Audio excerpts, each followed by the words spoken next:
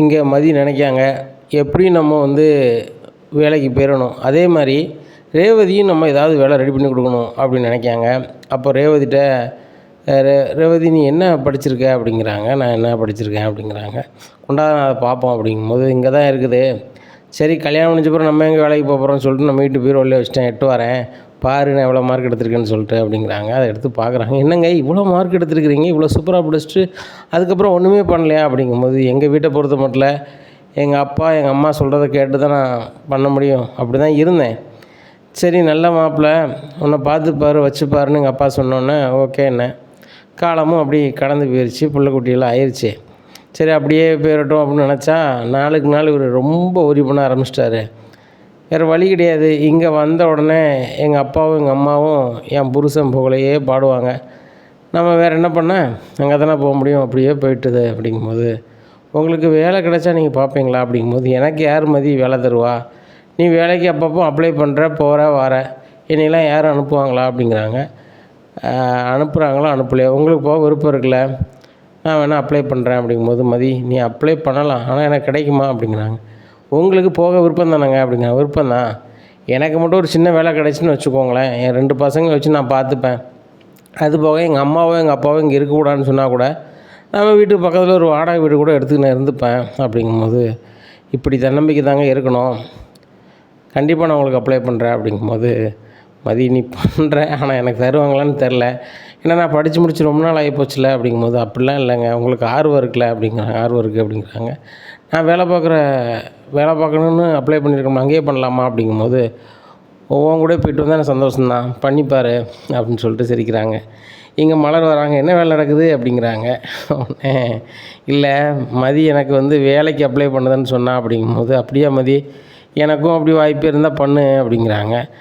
உங்களுக்கு விருப்பம் தானா அப்படிங்கும்போது, எனக்கு ரொம்ப விருப்பம், பாக்கியராஜ்லாம் வந்து எப்போனாலும் நீ வேலைக்கு போ, நான் ஒன்றும் சொல்லலை, வீட்டையே பார்த்துக்கிட்டே இருக்கணும்னு அவசியம் இல்லை, கொஞ்சம் உனக்கும் நேரம் போகும்ல, அதுபோக அந்த சம்பாத்தியத்தை வச்சு நான் ஒன்றும் பண்ண போகிறதில்ல, உன் கையில் ஒரு செலவுக்கு ஆகும்ல அப்படின்னு தான் சொல்லியிருக்காரு. அப்படிங்கும்போது சூப்பர்க்கா, சரி நான் உங்களுக்கு அப்ளை பண்ணுறேன் அப்படிங்கும்போது, எங்கே என் படித்த மார்க் எல்லாமே எங்கள் வீட்டிலலாம் இருக்குது அப்படிங்கும்போது, இப்போ நான் ரேவதிக்கு அப்ளை பண்ணுறேன், உங்கள் அம்மாவை கொண்டு வர சொல்லுங்கள், நம்ம வெளில போய் வாங்கிக்கலாம் அப்படிங்கும்போது, எங்கள் அம்மாவுக்கு வேறு உடம்புக்கு முடியலையே, நம்ம தான் போய் வாங்கணும் அப்படிங்கும்போது, வாங்கிக்கலாம் அப்படிங்கிறாங்க. நம்ம போயிடலாமா அப்படிங்கிறாங்க.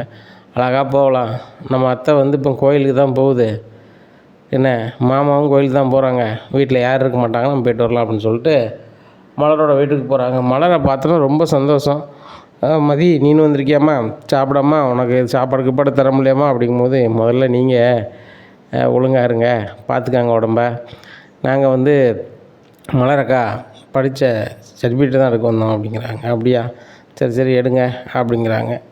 அப்போ அதை எடுத்து முடிச்சோன்னே, எதுக்கு மலர் அப்படிங்கும்போது, இல்லைம்மா வீட்டிலே இருக்கிறதுக்கு ரொம்ப கடுப்பாகுது, அதான் மதி சொன்னால் நான் வேலை பார்க்க போகிறோம்ல, அப்ளை பண்ணியிருக்கோம்ல, அது உங்களுக்கும் அப்ளை பண்ணுறேன், உங்களுக்கும் கிடைச்சா நல்லது தானே அப்படின்னு சொன்னான்.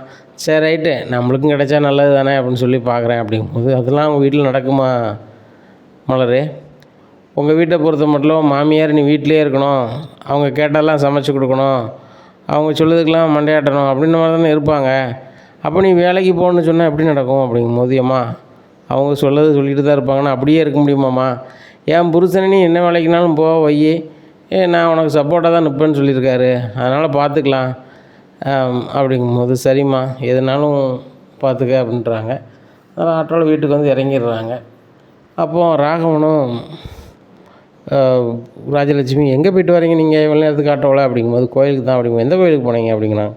தூரத்து கோயிலுக்கு, இன்னொரு கோயிலுக்கு சொல்லிடுறாங்க. அப்படியா, சரி ரைட்டு, மலரே எனக்கு குடிக்கிறதுக்கு கொஞ்சம் மோர் கொண்டா அப்படிங்கிறாங்க. சரியத்தை அப்படின்னு சொல்லி மோரை கலக்கி கொண்டு கொடுக்காங்க. என்ன நீ மோர் கலக்கியிருக்க, அதிகமாக உப்பு போட்டிருக்க, எனக்கே ஏற்கனவே ப்ரெஷர் இருக்குது, நான் உப்பு குடிச்சிட்டு போய் சேரவா அப்படிங்கிறாங்க. அத்தை நான் கம்மியாக தான் போட்டிருக்கேன் அப்படின்னு.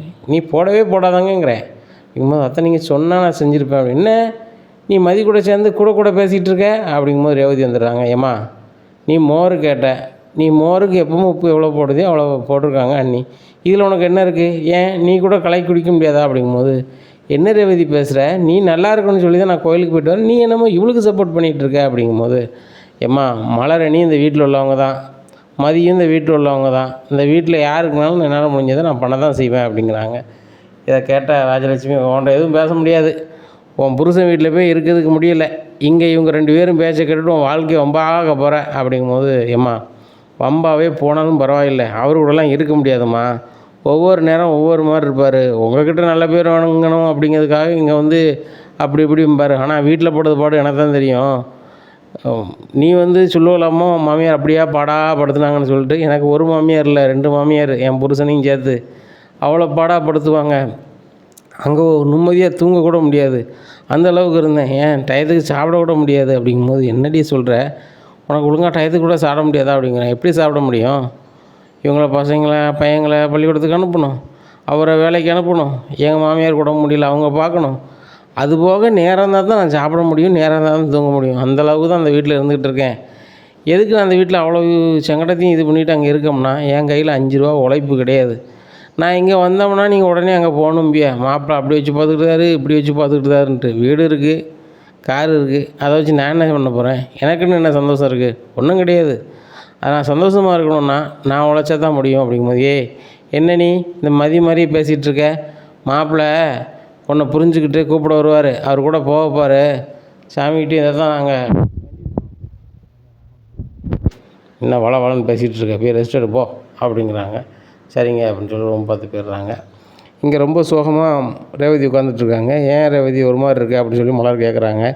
இல்லை எங்கள் அம்மாவும் எங்கள் அப்பாவும் பேசுகிறத பார்த்தா இவர் மறுபடியும் என்னை கூப்பிட வருவான்னு நினைக்கேன் அப்படிங்கும்போது, இல்லை அப்படிலாம் இருக்காது தங்கராஜனை, இப்போதைக்கு வரமாட்டாங்க, ஒரு வாரம் நீ ஃப்ரீயாக விட்ருவாங்க அப்படிங்கிறாங்க. அவரா ஃப்ரீயாக விடவே மாட்டார், என் பிள்ளையை அவரால் பார்க்கவே முடியாது, அவங்க அம்மாவுக்கும் வயசாகி போச்சுனாலும் ஒன்றும் பண்ண முடியாதும்பாங்க, ஆக என்னையை கூப்பிட்டு போனால் தான் முடியும். அவர் வந்து ஒரு நேரத்துக்கு 3 சட்னி வச்சு சாப்பிடுவார், மதியம் 3 பொரியல் கேட்பார், அவியல் கேட்பார், இவ்வளவும் நான் பண்ணி கொடுத்துக்கிட்டு இருக்கேன். அந்த வீட்டில் வேலைக்கு யாரும் வச்சா கூட அப்படி பண்ண மாட்டாங்க, அதனால் என்னை விடவே மாட்டார், வேணாலும் பாரு இன்றைக்கி வருவார் பாரு சாயந்தரம் அப்படிங்கிறாங்க.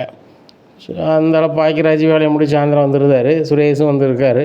அப்போ கரெக்டாக தங்கராஜ் வீட்டுக்குள்ளே வராரு. ராகவன் அவரை பார்த்து மாப்பிள்ளை உள்ளுவாங்க அப்படிங்கிறாங்க. மாமா நல்லா இருக்கீங்களா, அப்படி நல்லா இருக்கேன் அப்படிங்கிறாங்க. சரி மாப்பிள்ளை உங்கள் பையன் எப்படி இருக்கான் அப்படின்னு, நல்லா இருக்கான் அப்படின்னு. சரி என்ன மாப்பிள்ளை அப்படிங்கும்போது, மாமா நான் ரேவதியை தான் கூப்பிட வந்தேன், ரேவதி இல்லாமல் பிள்ளை வந்து ரொம்பவே அம்மா வேணும்னு கிடக்கு, அதனால் இங்கேருந்து லாய்க்கக்கூடாது, அதனால் கூப்பிட்டு போகிறேன் அப்படிங்கும்போது, சரி மாப்பிள்ளை உங்கள் பஞ்சாயத்து நீங்கள் கூப்பிட்டு போகும்போது நான் என்ன பண்ண போகிறேன் அப்படிங்கும்போது, சரி மாமா சூப்பர் மாமா அப்படிங்கிறாங்க. உடனே ராஜலட்சுமி சொல்கிறாங்க, மாப்பிள்ளை எதுவும் சாப்பிட்றீங்களா, மலர் மாப்பிள்ளைக்கு சூடாக காஃபி கொண்டா அப்படிங்கிறாங்க. உடனே சரிதா அப்படின்னு சொல்லி காஃபி கொண்டு கொடுக்காங்க. உடனே ரேவதி எங்கே அப்படிங்கிறாங்க. ரேவதி உள்ளே இருக்கானே அப்படிங்க, அவளை கூப்பிடு அப்படிங்கிறாங்க. ரேவதி வந்து நிற்காங்க. உடனே ரேவதி வா கிளம்பலாம் அப்படிங்கிறாங்க. எங்கே அப்படிங்கிறாங்க. எங்கேயா, நம்ம வீட்டுக்கு அப்படிங்கிறாங்க. உடனே பாக்கியராஜ் சொல்லுதாங்க, ரேவதியோட வீடு இது தான், இன்னும் அங்கே வரமாட்டா, நீங்கள் உங்களுக்கு கடுப்பான நேரம் பூரா என் தங்கச்சியை போட்டு வெளுன்னு ஒழிப்பீங்க, இதை நான் பார்த்துட்ருக்கணும், இது வரைக்கும் ஆச்சு, ரேவதி நீங்கள் அப்படி பண்ணுதீங்க இப்படி பண்ணுதீங்கன்னு சொன்னதே இல்லை, நான் மலர்கிட்ட கேட்ட பிறகு தான் தெரிஞ்சிச்சு நீங்கள் அவ்வளோ பண்ணியிருக்கிறீங்க, சரியா, அதெல்லாம் இன்னமும் வந்து என் தங்கச்சி இங்கே தான் இருப்பா, என் தங்கச்சியை காலத்துக்கும் பார்த்துக்க வேண்டியது என் பொறுப்பு, நீங்கள் கிளம்பலாம் அப்படிங்கிறாங்க. இதை கேட்ட ராகவன், என்னடியே பேசிகிட்டு இருக்க, மாப்பிள்ளை அவர் செஞ்சதெல்லாம் வந்து மறந்துட்டு, சரி நான் பண்ணது தப்பு தான்ட்டு பொஞ்சாதியை கூப்பிட வந்திருக்காரு, நீ என்னமோ அனுப்ப மாட்டேன் வைக்க மாட்டேன்னு சொல்லிக்கிட்டு இருக்க, காலத்துக்கு இங்கே இருந்துட முடியுமா ரேவதி, கல்யாணம் பண்ண வீட்டுக்கு தானே போகணும் அப்படிங்கும்போது, எப்பா சந்தோஷமாக இருந்தால் அங்கே போகலாம், சந்தோஷம் இல்லாத போது அங்கே எப்படி போகிறது அப்படிங்கும்போது சுரேஷ் சொல்கிறாப்புல, அண்ணே உடனே மாமா வந்து இவ்வளோ இறங்கி வந்திருக்காருல்ல அப்படிங்க. என்னடா இறங்கி வந்திருக்காரு, என்ன இறங்கி வந்திருக்காரு, பேச்சை வாயில் பேச மாட்டாராம்மா, கையில் தான் பேசுவாராம்மா, அப்படிலாம் இருக்குன்னு அவசியமே இல்லைடா, சந்தோஷமாக இருக்கணும்னு சொல்லி தான்டா கல்யாணம் பண்ணி கொடுத்தது, அவர் பாடாப்படுத்துறதுக்கு இல்லை, அந்த வீட்டில் அவ்வளோ வேலை செய்கிறா, அவளுக்கு ரெஸ்ட்டே கிடையாது, அதெல்லாம் இந்த மனசு நினைக்கிறது கிடையாது. ரேவதி வந்து என்கிட்ட முன்னாடியே சொல்லியிருக்கணும் அப்படிங்கும்போது, என்னடா செஞ்சுருப்ப, என் முன்னாடி நான் என்ன வேணால் பண்ணடா, நீ என்ன பேசிகிட்டு இருக்க அப்படின்ட்டு இருக்கும்போது, சுரேஷும் விடுனே அப்படிங்கிறாங்க. பார்த்தியாடா நம்ம முன்னாடி இப்படி பேசிகிட்டு இருக்காரு, கண்டிப்பாக நான் வந்து ரேவதி அனுப்ப மாட்டேன், ரேவதி அண்ணன் மேலே உண்மையிலே நீ பாசமும் மறுவாதியும் வச்சுருந்தனா நீ போகக்கூடாது, நீ சந்தோஷமாக இருக்கணும், உன் புள்ள அங்கே ஒன்று இருக்குது, அதை கொண்டு வர வேண்டியது ஏன் இது நான் பார்த்துக்கிறேன் அப்படிங்கிறாங்க. உடனே தங்கராஜ் சொல்கிறாரு, நான் கிளம்புறோமாம்மா, இந்த பாக்கியராஜ் பேச்சை கேட்டு வாழ்க்கையில் ரொம்ப சங்கடப்பட போகிறா, பாக்கியராஜ் இப்போ ஒரு நல்ல வேலையில் இருக்கான், அவன் ப்ரொமோஷனாக வெளியூருக்கு எங்கேயோ போயிடுவான், அவன் முன்னாடி வீட்டில் பார்த்துப்பான், ஏன் சுரேஷ் இங்கே வேலை பார்க்கான், எப்போதும் இங்கேயா இருக்க போகிறான், வேறு ஊரை பார்த்து போட போகிறாங்க வேலைக்கு, அப்போ முண்டாட்டியோடு போவான். அன்றைக்கி ரேவதி இங்கே ஒன்றும் இல்லாமல் இருக்க போகிறான். இல்லை இவங்க உழைச்சி கொண்டு பார்க்க போகிறாங்களா? ஆமாம், நான் உழைக்கிறது தானே இவளுக்கு நான் செய்ய முடியும் வைக்க முடியும் அப்படின்னோடனே மதி பேசுகிறாங்க. ஏங்க ரேவதியால் அவங்கள பார்த்துக்க முடியாதா? கண்டிப்பாக அவங்களால பார்த்துக்க முடியும். அவங்க நல்லாவே படிச்சிருக்காங்க. என் கூட சேர்ந்து அவங்களும் வேலைக்கு அப்ளை பண்ணியிருக்காங்க. நாங்கள் 2 பேரும் வேலைக்கு போக தான் போகிறோம் அப்படிங்கிறாங்க. மலரும் சொல்கிறாங்க நானும் போக தான் போகிறேன் அப்படின்னோடனே ராஜலட்சுமிக்கு ஒன்றும் ஓடலை. இந்த மதி தான் வேலைக்கு போகிறேன் மாலைக்கு போகிறேன்னு சொல்லி கூறலாம் பேசிக்கிட்டு இருக்காங்கன்னா இவ்வளோ 2 பேரும் அவங்க கூட சேர்ந்துட்டு போகணுங்க அளவில் அப்படின்னு சொல்லிட்டு ஏங்க இங்கே என்னங்க நடக்குது அப்படிங்கும்போது, டேய் பாக்கியராஜ் என்னடா மலருக்கு நீ தேவையில்லாமல் ஏதாவது சொல்லியிருக்க போல அப்படிங்கும்போது, எப்பா மதிக்கு வேலைக்கு போகிறதுக்கு பிடிச்சிருக்குண்ணா போகிறா, மலருக்கும் பிடிச்சிருக்குன்னா போகிறா, அவங்க விருப்பத்தை நம்ம எதுவுமா பண்ண முடியும், அவங்க பண்ணட்டும் அப்படிங்கும்போது தங்கராஜ் ரொம்ப கடுப்பில் வீட்டை விட்டு கிளம்பி போயிடுறாங்க. இங்கே ரேவதிக்கு பயங்கர சந்தோஷம். தங்கராஜ் வந்து கூப்பிட்டும் நம்ம போகலேன்னு சொல்லிட்டு. இங்கே ராஜலட்சுமி சொல்கிறாங்க, ஏங்க இந்த பாக்கியராஜ் இருக்க வரைக்கும் இந்த ரேவதி வாழ்க்கை ஒழுங்காகவே ஆகாது, அவனை பேசாமல் தனி கொடுத்துன்னு வச்சுருவாங்க அப்படிங்கிறாங்க. எதனால் யோசிச்சு பண்ண விடு அப்படின்னு சொல்லிட்டு பேசுகிறாரு ராகவன். இங்கே சுரேஷ் வந்து வேலைக்கு போக வேண்டிய நேரம் வந்துடுது. அவர் உயரதிகாரி கால் பண்ணோன்னே கிளம்பி போயிடுறாங்க. இங்கே மதியிட்ட வந்து மலர் பேசுகிறாங்க, நான் ஆர்வக்குள்ளார சொல்லிட்டேன் எனக்கு வேலை கிடச்சிருமா அப்படிங்கும்போதேக்கா அங்கே 3 பேருக்குமே வேலை இருக்குது, அப்ளை பண்ணிட்டேன், என்ன நாளைக்கு நாளான்னைக்கு நம்மளை கூப்பிடுவாங்க, நம்ம போக வேண்டியிருக்கோம் அப்படிங்கிறாங்க. அப்படியா அப்படிங்கும்போது ரேவதி சொல்கிறாங்க, எப்படியும் சீக்கிரம் வேலை கிடச்சினா எனக்கு சந்தோஷமாக இருக்கும், என் பிள்ளையும் கொண்டு வச்சுக்கிட்டு நான் பார்த்துப்பேன், நானே சொல்லதான் இன்றைக்கும் எங்கள் அம்மா அப்பா இருக்க நீ இருன்னு சொன்னால் இங்கே இருப்பேன், இல்லையா பக்கத்தில் இருந்துப்பேன், நீங்கள் அடிக்கடி என்னை பார்க்க வாங்க நானும் உங்களை பார்க்க வரேனே அப்படின்னு சொல்லி மதிக்கிட்டையும் மலர்கிட்டையும் ரேவதி பேசுகிறாங்க. அதெல்லாம் இல்லைங்க, உங்கள் வீட்டில் உங்கள் மேலே ரொம்ப பாசம் வச்சுருக்காங்க, யாரும் உங்களை அனுப்ப மாட்டாங்க, நீங்கள் சந்தோஷமாக இருங்க அப்படிங்கிறாங்க. ரேவதி ரொம்ப சந்தோஷமாக தூங்குறாங்க. பையன் ஃபோன் பண்ணி பேசுகிறாங்க, ஏம்மா எப்போம்மா அங்கே வருவேன், இல்லைன்னா என்ன கூப்பிட்டு போவோம்மா அப்படிங்கும்போது, சரி நான் வந்து அவங்க மாமா வர சொல்கிறேன் அப்படின்னு சொல்லி பாக்கியராஜ் அனுப்பி அந்த பையனையும் கூப்பிட்டு வந்துருந்தாங்க. இந்த விஷயம் வந்து தங்கராஜுக்கு தெரியாது.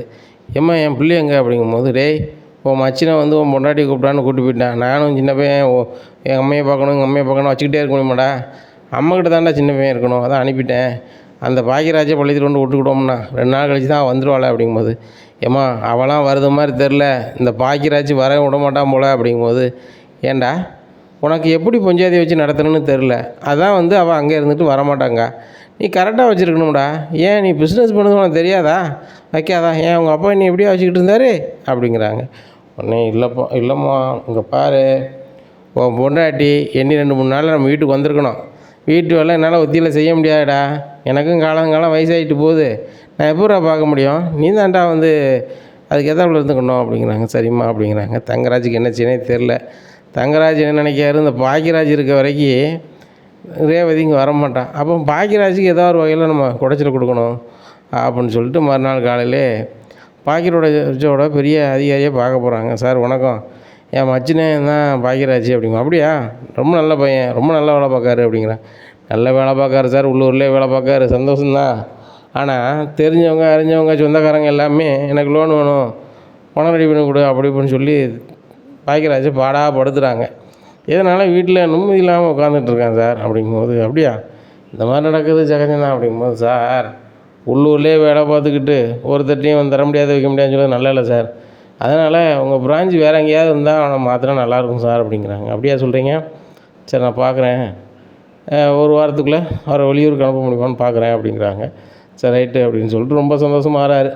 எப்படியும் தங்கராஜை அனுப்பிட்டாங்கன்னா ரொம்ப நல்லாயிருக்கும் அப்படின்னு சொல்லிட்டு பாக்கியராஜ் இந்த விஷயம் பாக்கியராஜ் தெரிய வருது. இந்த மாதிரி மாமா வந்து பார்த்தாரு, உன்னை வந்து வெளியூர் வேலைக்கு அவர் மாற்ற சொன்னார் அப்படிங்கும்போது, என் வேலையை எப்படி சார் அவர் மாற்ற சொல்கிறது, எனக்கு அவர் சொல்கிற மாதிரி எதுவுமே இல்லை, நான் இங்கே வேலை பார்க்க தான் சார் ஆசைப்பட்றேன் அப்படிங்கிறாங்க. அப்படியாப்பா அவங்க மாமா வந்து உனக்கு இந்த உள்ளூரில் வேலை பார்க்க விருப்பம் இல்லைன்னு சொன்னார், உனக்கு நான் சொல்லணுமேனு தகவல் சொல்லணுமேனு அதிகாரியாக சொல்கிறேன் அப்படிங்கிறாங்க. இல்லை சார் எனக்கு இங்கே பார்க்க தான் விருப்பம் அப்படின்னுட்டுருக்காங்க. இங்கே மதி வந்து சொன்ன மாதிரியே அந்த வேலைக்கு லெட்ரு வந்துடுது. வந்தோடனே இந்த மாதிரி நம்மளை கூப்பிட்டுதாங்க நம்ம போகலாமா அப்படின்னு சொல்லிட்டு 3 பேரும் கிளம்பி போய் வேலையும் ரெடி பண்ணிவிட்டு வந்துடுதாங்க. வந்துட்டு வீட்டில் வந்து உட்காந்துருக்காங்க, எல்லார்ட்டையும் சொல்லணும்னு சொல்லிட்டு. நைட்டு எல்லோரும் வந்த பிறகு மதி சொல்கிறாங்க, நாங்கள் 3 பேரும் ஒரு விஷயத்த சொல்லணும் அப்படிங்கிறாங்க. உடனே எல்லாருமே முழிக்கிறாங்க, என்ன விஷயத்த சொல்ல போகிறாங்க அப்படின்னு சொல்லிட்டு. உடனே டேய் சுரேஷு மதி என்னடா சொல்கிறா, வீட்டுக்கு தேவையில்லாத விஷயம் எதுவும் பண்ண வேண்டாம், ஏற்கனவே ரேவதி மாப்பிள்ளைக்கும் பெரிய ஒரி போயிட்டுருக்கு, ஏதாவது தேவையில்லாமல் பேசாமல் அப்படிங்கும்போது, நீ எதனாலும் வீட்டு ரூமில் பேசிக்கலாம் வா அப்படிங்கிறாங்க. ரூமில் பேச வேண்டிய விஷயம் இல்லை, இது எங்கள் 3 பேரை சார்ந்தது, இந்த 3 பேரும் நாங்கள் வந்து இந்த வீட்டில் ஒன்று சொல்லணும் அப்படிங்கிறாங்க. உடனே பாக்கியராஜ் சொல்கிறாங்க, என்ன விஷயம் சொல்லுங்கள் அப்படிங்கிறாங்க. உடனே சொல்கிறாங்க, எங்கள் 3 பேருக்குமே வேலை கிடச்சிருக்கு, நாங்கள் 3 பேர் ஒன்றா தான் வேலைக்கு போக போகிறோம் அப்படிங்கிறாங்க. இதை கேட்டால் ராகவன் ராஜலட்சுமிக்கு ஒன்றும் ஓடலை. ஏய் பாக்கியராஜ், என்னடா இவங்க சொல்கிறாங்க அப்படிங்கிறாங்க. சுரேஷும் என்னென்ன சொல்கிறாங்க அப்படிங்கிற. டேய் புரியலையா, 2 பேர் 3 பேர் தமிழில் தானே பேசுகிறாங்க, அவங்க 3 பேருக்கு வேலை கிடச்சிருக்கான், அவங்க ஒன்றா போக போகிறாங்களாம். இனிமேல் ரேவதி இங்கே தான் இருப்பாள், மாப்பிள்ளை இவ்வளோ நாளும் ரேவதிக்கு உழைப்பு இல்லை, அவள் எப்படி பிள்ளைய பார்த்துக்க முடியும் அப்படி இப்படின்னு சொன்னார்ல, இனிமேல் என் தங்கச்சி பார்த்துப்பா, நானும் பார்த்துப்பேன். இன்னொன்று உங்களை சொல்லணும்னு நினைக்கிறேன், நான் வந்து ரேவதிக்கு சப்போர்ட்டாக இருக்கிறதுனால இனி இந்த ஊரில் வேலையில் இருக்கக்கூடாது அப்படின்னு சொல்லி மாமா வந்து இனி வெளியூருக்கு மாற்றுறதுக்கு எல்லா வேலையும் பார்த்துருக்காரு. எங்கள் அதிகாரி நல்ல வேலை என்னை பார்த்து பேசினார், இல்லைனா எனக்கே தெரிஞ்சிருக்காது இனி ஏன் வெளியூருக்கு அனுப்புனாங்கன்ட்டு அப்படிங்கிறாங்க. இதை கேட்ட ராகவன், அப்படியே மாப்பிள்ளை செஞ்சார் அப்படிங்கிற. ஆமாம் அப்படிங்கிறாங்க பாக்கியராஜ். இனி எப்படி நடக்கும் அப்படிங்கிறத நம்ம பார்த்துடலாம்.